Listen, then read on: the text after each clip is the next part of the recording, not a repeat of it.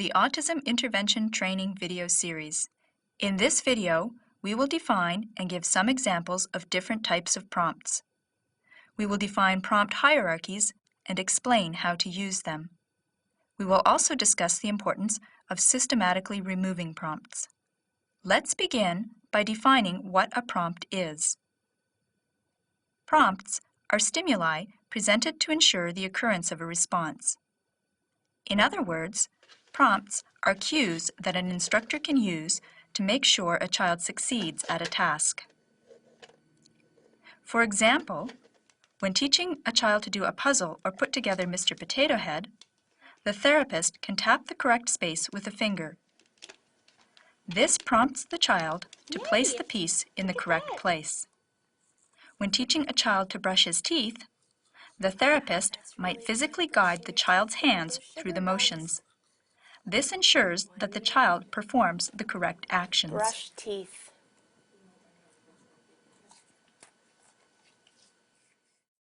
The variety of prompts is almost endless.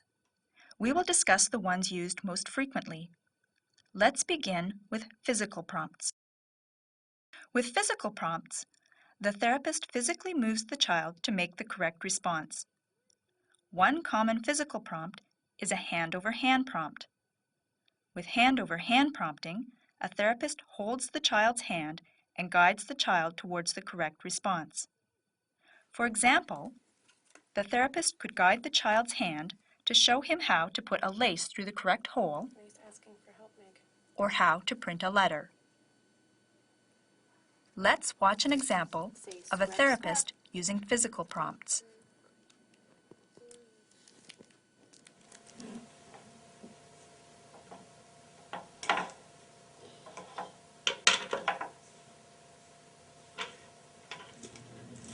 Say scrub, scrub.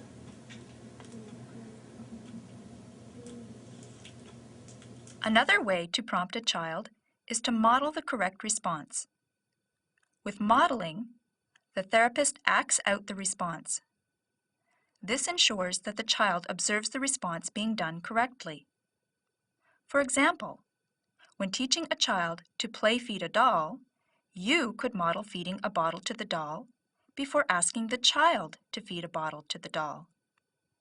Note in this example, the therapist also used some physical prompts. Here is an example of a therapist using a modeling prompt with block building. I built a train. Can you make a train? Yeah.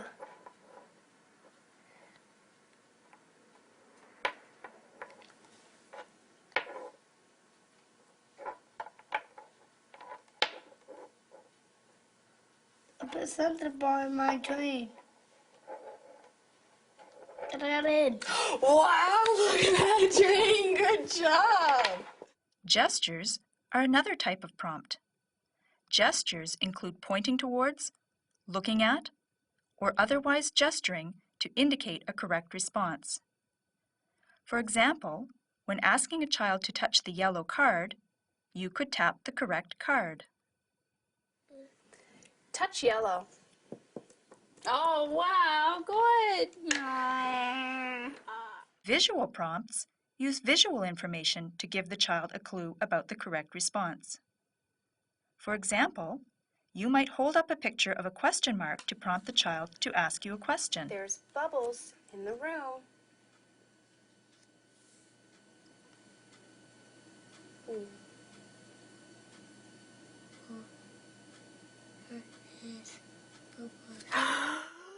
Note, the therapist held the picture of the question mark toward the camera so we could see it, but she would not normally present it in such an awkward manner.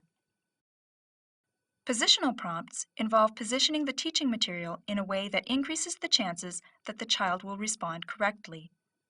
For example, you could place the cue card with the correct response closer to the child than any of the other cards. Keegan, give me all the animals. Oh.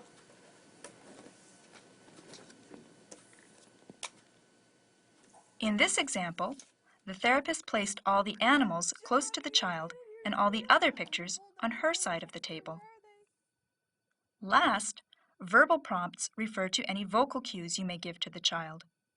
There are many different types of verbal prompts. For example, you could use a direct echo prompt.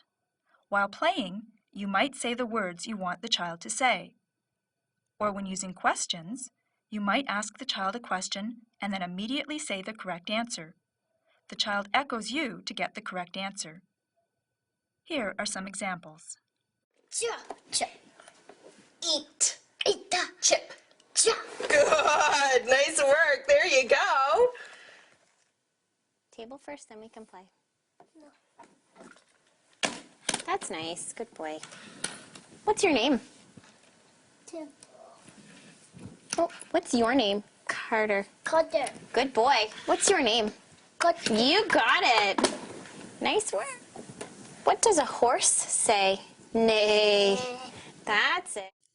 Now that we have reviewed some of the different types of prompts, we can discuss prompt hierarchies. A prompt hierarchy can help you decide what prompt to begin with when teaching a new skill. It is also useful for planning how to remove prompts as the child begins to acquire new skills. Good. A prompt hierarchy is a list of prompts for teaching a specific skill. The list begins with the prompts that provide the most help to the child and ends with the prompts that provide the least help to the child. Let's imagine you are going to teach a child how to brush his or her hair.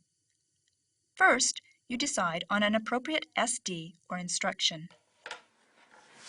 Brush hair. My hands are gonna hurt me. Oh, good job brushing your hair, buddy. I liked it. Next, you identify a sequence of prompts ranging from explicit support to minimal support of the behavior to be taught.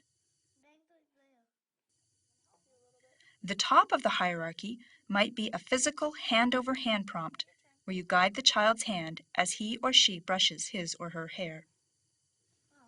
The next level of the hierarchy might use a modeling prompt in which you give the SD and then begin brushing your own hair or a doll's hair.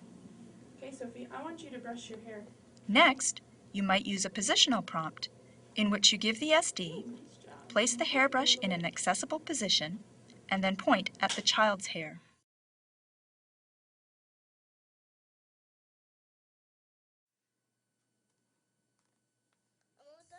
A very minimal prompt would be a pause prompt, in which you simply wait for the child to brush following the SD. At the bottom of the hierarchy might be a contextual prompt, in which the child is shown a photograph of brushing in the context of a learned sequence, such as dressing. When beginning a new task, you want to start with the lowest level of prompt in the prompt hierarchy that the child requires to be successful on that task. For example, if the child can only brush his or her hair with a physical hand-over-hand prompt, you should begin with a physical prompt. If the child can complete the task with a visual, you should begin at this level of prompt, and so on.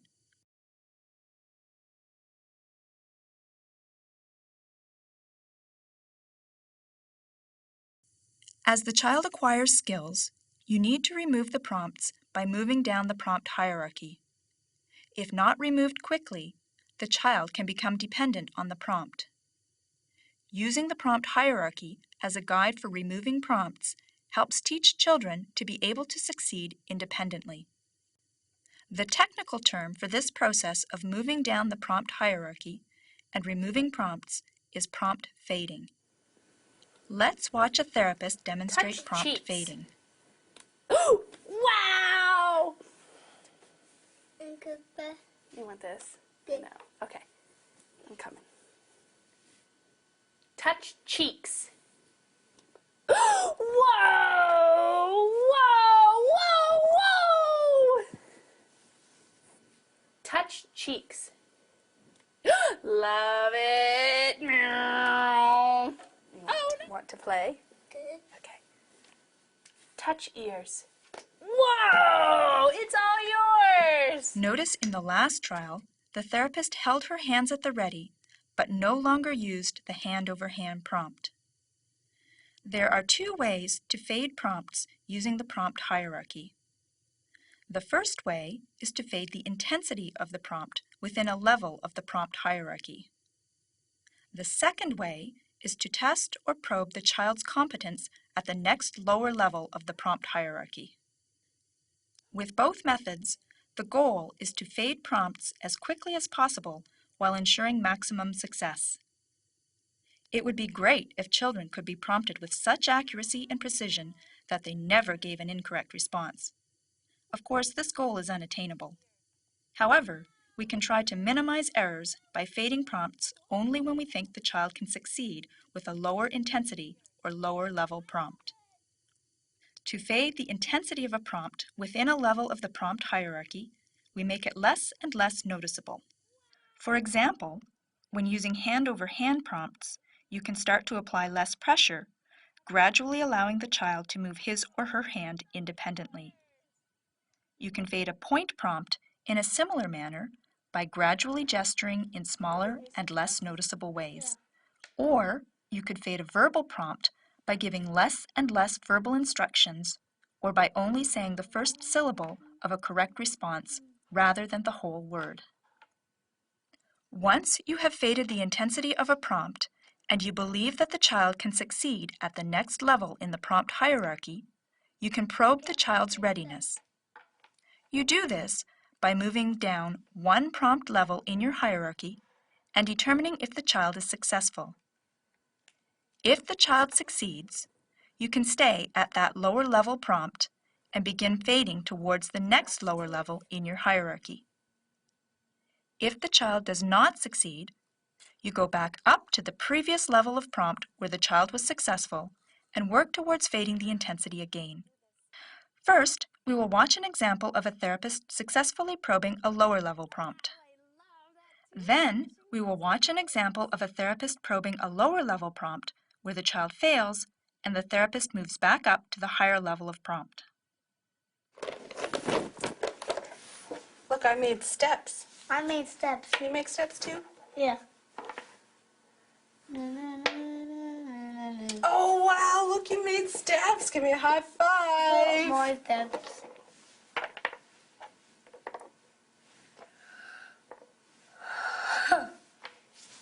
Look, I made steps. I'm not gonna make steps. Can you make steps too? Yeah.